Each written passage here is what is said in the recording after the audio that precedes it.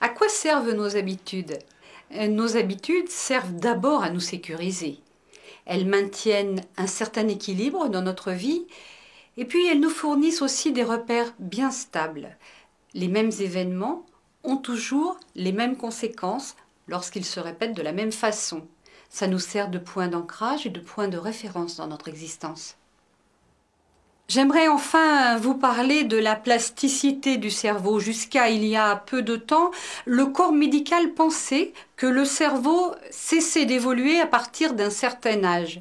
On pensait que le fait de perdre des neurones pouvait expliquer à lui seul certaines défaillances de la mémoire et des apprentissages nécessaires au changement. Vous avez par exemple déjà entendu dire « Oh, je suis trop vieux pour changer, c'est pas à mon âge que je vais changer ».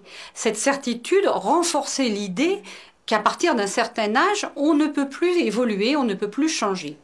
Heureusement, il y a les nouvelles technologies qui nous permettent maintenant d'observer le cerveau in vivo. Nous savons maintenant que si le cerveau perd des neurones avec le temps, il reste plastique. C'est-à-dire que nous pouvons créer de nouvelles connexions entre nos neurones pendant toute notre vie. Et plus on crée de nouvelles connexions, plus le cerveau reste en état de marche, c'est-à-dire capable de s'adapter à de nouvelles situations. C'est une très bonne nouvelle, car nous n'avons plus d'excuses pour refuser de changer, quel que soit notre âge. Quoi qu'il en soit, changer demande toujours un effort d'adaptation, mais c'est aussi une manière de devenir vraiment auteur et acteur de sa propre vie. Changer n'est pas tâche facile et il n'y a pas d'âge pour accepter les bouleversements de la vie.